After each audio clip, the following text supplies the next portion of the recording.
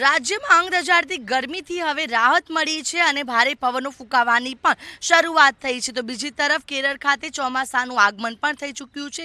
હવે સૌ કોઈની નજર છે ગુજરાત પર કે ગુજરાતમાં ક્યારે ચોમાસું દસ્તક દેશે અને આવનારા દિવસોમાં વાતાવરણ કેવું રહેશે. આપણી સાથે હવામાન નિષ્ણાંત અમરાલ પટેલ છે, તેમની સાથે વાતચીત કરીશું.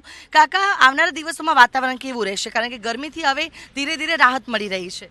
ગરમીથી રાહત મળી રહી છે, પણ બફારાનું પ્રમાણ વધી રહ્યું છે, કારણ કે હવામાં ભેજનું પ્રમાણ વધી શકે છે. હવે તારીખ 6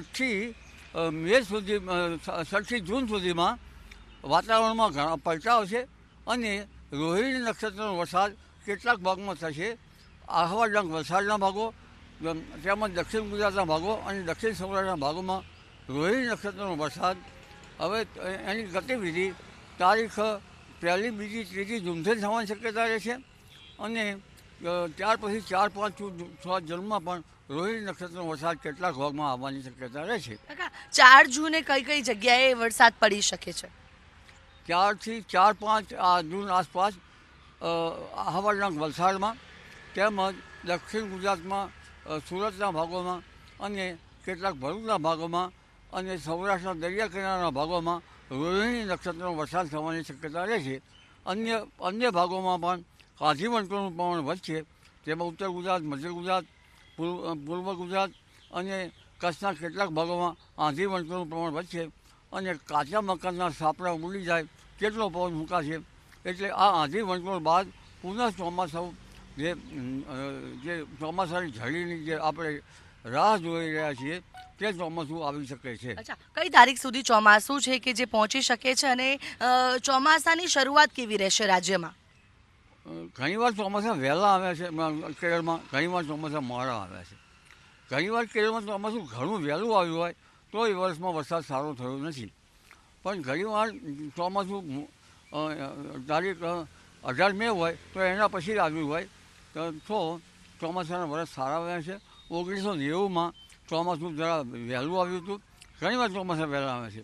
એટલે આ વખતે ચોમાસું 1 જૂનથી જરા વહેલું આવ્યું છે, એટલે આ વરસાદ થવાની શક્યતા રહે છે. પરંતુ હજુ કેરળ તેમજ તામિલનાડુ આંધ્રના કેટલાક ભાગો અને પશ્ચિમ ઘાટમાં ગુજરાતમાં ક્યારે ચોમાસું દસ્તક દેશે અને ગુજરાતમાં કેવો વરસાદ શરૂઆતમાં જોવા મળશે? ગુજરાતમાં ચોમાસું દસ્તક દેશે, પણ ચોમાસાની 2 શાખાઓ સક્રિય છે. એક શાખાઓ જે પૂર્વીય ભારતના ભાગોમાં છે એ સક્રિય છે. એટલે પૂર્વ ભારતના ભાગોમાં તો અત્યારથી જ વરસાદ સારો થવાની શક્યતા રહે છે અને ગુજરાતના ભાગોમાં તારીખ 10-12માં મુંબઈ મહારાષ્ટ્રના ભાગોમાં અને તારીખ 15 જૂન સુધીમાં ગુજરાતના ભાગોમાં ચોમાસું દસ્તક લઈ શકે છે, પરંતુ કાંઠા વિસ્તારના ભાગોમાં અને અન્ય ભાગોમાં દસ્તક લઈ શકે છે. એટલે મૃગશીર નક્ષત્રમાં તારીખ 7 થી 14, 15માં આ ચોમાસાનો વરસાદ રાજ્યના ભાગોમાં થવાની શક્યતા રહેશે. પરંતુ ત્યાર પછી 22 થી 28 જૂનમાં જે વરસાદ થશે એ સારો થવાની શક્યતા રહેશે.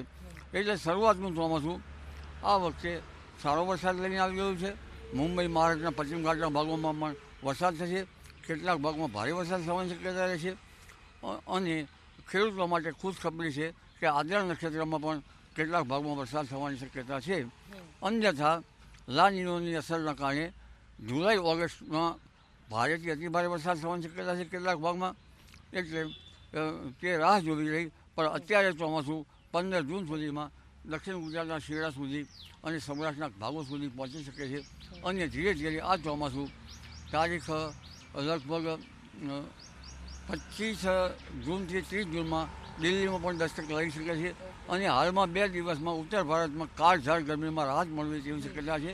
કારણ કે પશ્ચિમી વિક્ષોભો અને અરબ સાગરનો ભેજ, બંગાળ ઉપસાગરના ભેજના એકત્રીકરણના કારણે હમણાં ત્યાંથી લગભગ ગરમીમાંથી રાહત મળશે અને ગુજરાતમાં પણ રોહિણી નક્ષત્રનો વરસાદને આંધીવંટોળ સાથે થવાની શક્યતા છે. પવનની ગતિ વધારે છે, વિન્ડ ગસ્ટ વધારે છે, એટલે રાહત મળવાની શક્યતા છે. બિલકુલ. તો જે રીતે હવે ગરમીથી રાહત મળવાની છે, કાળઝાળ ગરમી હવે નહીં પડી શકે તે પ્રકારના એંધાણ છે તે જોવા મળી રહ્યા છે. તો ચોમાસું 15 જૂન આસપાસ રાજ્યમાં દસ્તક દેશે અને શરૂઆત જ તેની ધમાકેદાર રહેશે અને દક્ષિણ ગુજરાત, સૌરાષ્ટ્રમાં ખૂબ જ સારો વરસાદ પડી શકે છે.